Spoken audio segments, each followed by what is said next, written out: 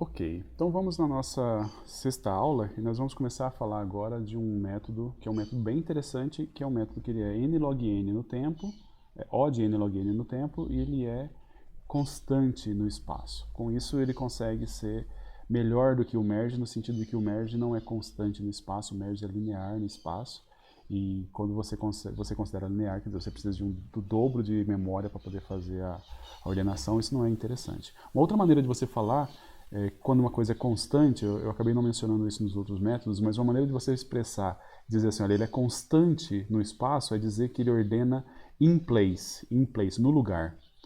Ele ordena no próprio vetor, ele não precisa de um vetor auxiliar para fazer isso, certo? Até agora, o único que não é in place, que não é no lugar, é o merge. Os outros, todos eles são in place. Aqui a gente vai dar uma olhada no método que a gente vai estar trabalhando hoje, é um método chamado heap sort. Heap sort. Se você procurar a tradução de heap do inglês para o português, heap é como se fosse um amontoado, um monte, sabe? A gente falaria informalmente pilha, uma pilha de coisas, mas pilha seria stack, que vocês veem, por exemplo, em estrutura de dados. Mas a heap é como se fosse um amontoado de coisas. Sabe aquele sofá que você fica jogando as roupas, vai jogando as roupas no sofá, então você forma uma heap de roupa, certo?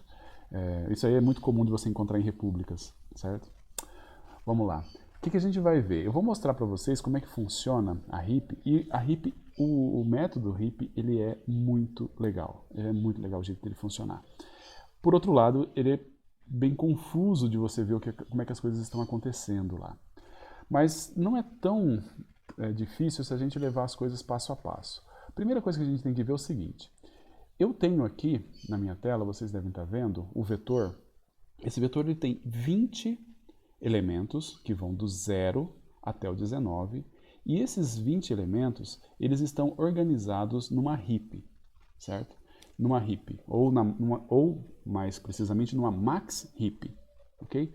O max heap, nesse contexto aqui, é uma estrutura de dados que tem uma propriedade bem legal, que é a propriedade que ele rapidamente te diz quem que é o maior elemento, se fosse uma min heap seria o menor elemento, e ele muito facilmente ele se ajeita para de novo dizer qual que é o maior elemento ou o menor elemento que você quer, tá?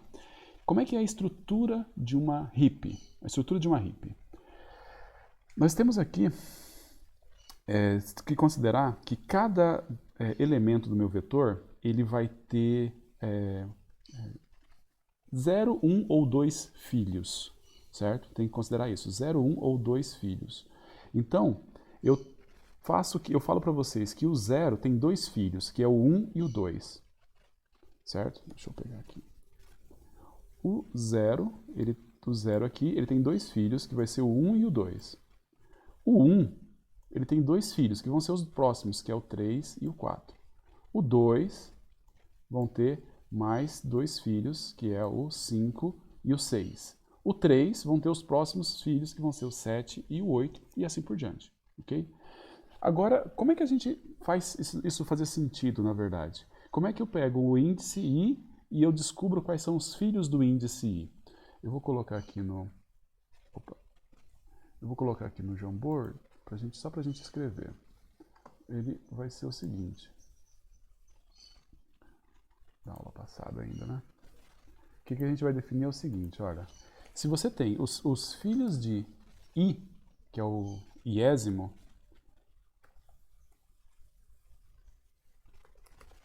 vão ser quais? É fácil, se você olhar lá, você vai perceber que o que a gente está fazendo, ele tem 2 filhos. Um filho é o 2 vezes i mais 1 e o 2 vezes i mais 2, certo? Esses são os filhos do iésimo elemento. Então, voltando lá, como a gente estava fazendo, olha, o filho do 0 é 2 vezes 0 mais 1, é o 1, 2 vezes 0 mais 2, que é o 2. Vamos pegar aqui o filho do 6. Quem que é o filho do 6? 2 vezes 6 mais 1, que é o 13, 2 vezes 6 mais 2, que é o 14. Esses são os 2 filhos que eu tenho do 6, tá bom? Então, essa maneira de você colocar os caras como tendo filhos e tudo mais, ela vai ser muito útil na hora que a gente for fazer a ordenação, tá? Mas a gente tem, pela primeira propriedade cada índice, o iésimo índice, ele tem dois filhos, ele pode ter dois filhos, que é o 2i mais 1 e o 2i mais 2, tá bom? Todo mundo aqui, então, vai ter... Bem, alguns não têm filhos. Por exemplo, 17 aqui, ou 16, ele não tem filho. Por quê? Porque o filho dele estaria lá no final do vetor e não existe mais elementos no vetor, tá? A gente pode fazer a operação contrária. Cada elemento tem um pai também, certo?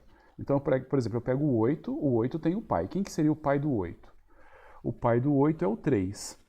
A operação para descobrir quem que é o pai de um elemento, eu vou colocar aqui, como é que eu faço para descobrir quem que é o pai... Opa. O pai do iésimo elemento.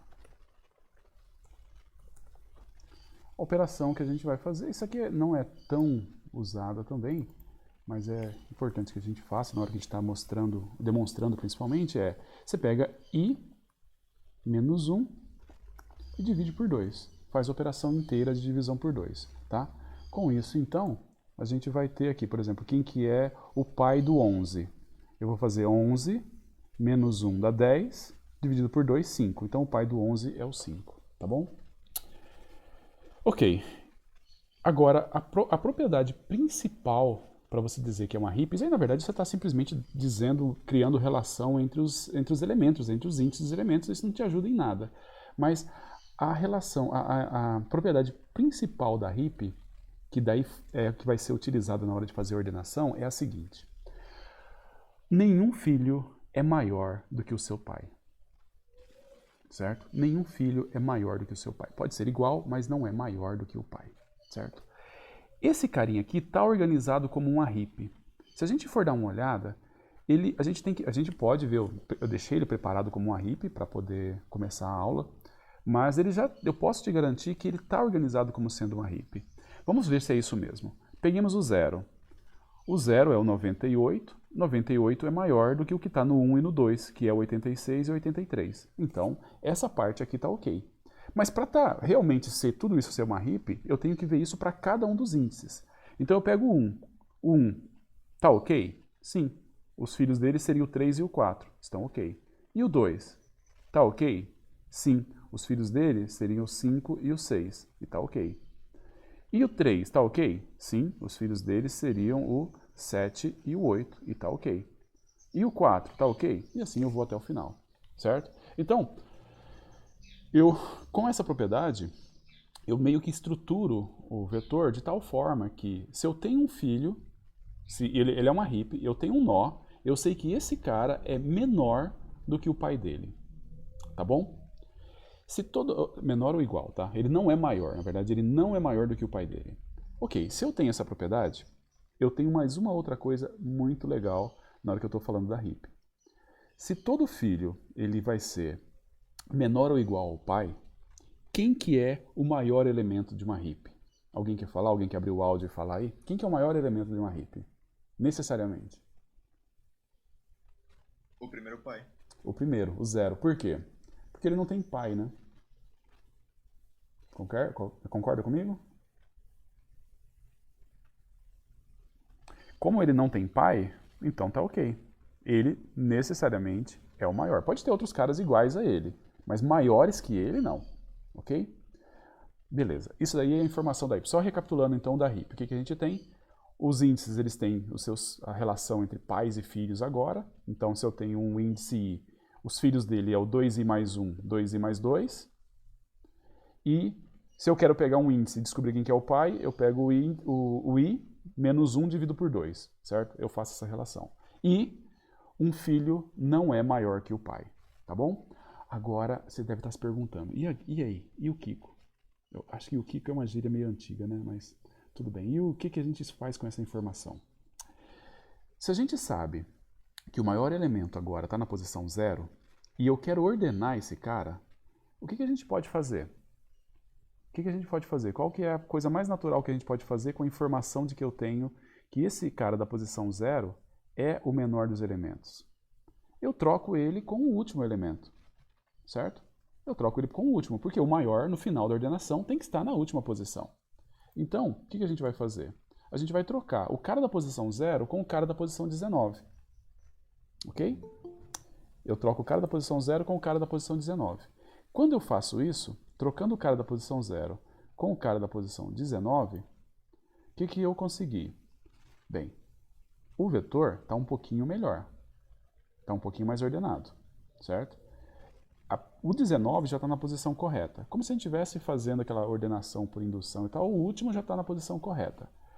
Porém, ele deixou de ser heap. Tá bom? Deixou de ser heap. Por que deixou de ser heap? Porque agora o 0 não é maior ou igual aos filhos dele. Ok?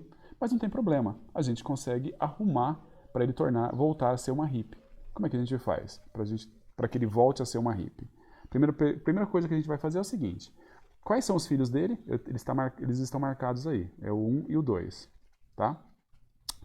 Eu pego o maior dos filhos dele, verifico se tem algum problema que está violando a regra, e eu troco esse cara com o 0. Ok? Vou trocar esse cara com o 0. Pega aqui. Troquei. Só que daí eu criei um outro problema. No que eu troquei o 1 e o 0, então o 5 foi para a posição 1. Aí agora, o cara da posição 1 deixou de ser heap, de respeitar a regra da heap, porque agora esse cara vale 5, e aí os filhos dele pode ser que sejam maiores do que ele. O que a gente vai fazer? A gente vai trocar de novo. A gente descobre entre o 3 e o 4, que são os filhos do 1, qual que é o maior, e troca. Trocamos de novo. No que eu troquei o 1 com o 3. Agora, o problema está entre o 3 e os filhos dele. No caso aqui, o maior filho dele é o 8. Então eu vou pegar e vou trocar o 3 com o 8. Só que agora, estou com um problema de novo. O problema está entre o 8 e os filhos dele. E aí eu vou pegar e vou descobrir que o problema, para eu resolver, eu vou trocar o 8 com o 17. Troquei. Agora, o 17 estaria com problema, mas o 17 não tem filhos. E aí, nesse caso, ele não tem nenhum problema daqui para frente. Tá? Com isso, o que a gente fez? A gente restaurou a heap. Eu ignorei o 19, 19 agora não faz parte mais do que eu estou considerando, mas eu restaurei a heap entre a posição 0 e a posição 18. Tudo bem? Entre a posição 0 e a posição 18, de novo, eu volto a ter uma heap. E o que a gente faria nesse caso? A gente troca o cara da posição 0 com o cara da posição 18. Troquei, e aí eu volto a ter aquele problema de novo. No que eu troquei, ele deixou de ser heap, mas eu vou ajustar a heap. Eu tenho lá, os filhos do 0 é o 1 e o 2, beleza? Então eu troco o 2 com o 0, mas agora eu tenho que ver os filhos do 2.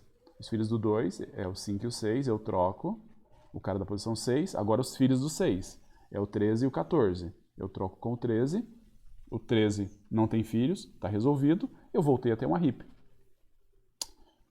Troco da posição 0 com a da posição 17 e arrumo a heap de novo.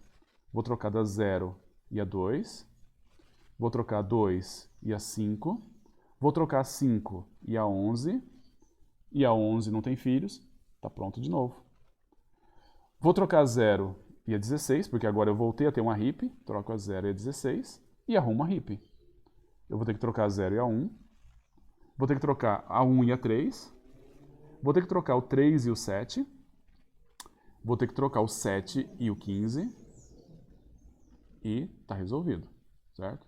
Não? Sim. Aí agora eu troco o 0 e o 15 e começo tudo de novo, tá bom? Eu vou deixar ele rodando aqui e a gente vai abrir para a pergunta. Esse é o princípio do heap sort.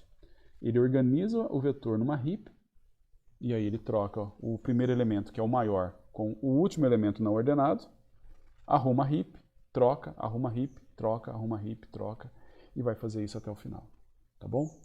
Isso é assim que funciona o heap sort. É óbvio que a gente tem um monte de detalhezinhos para ver, que a gente vai ver daqui a pouco na próxima gravação.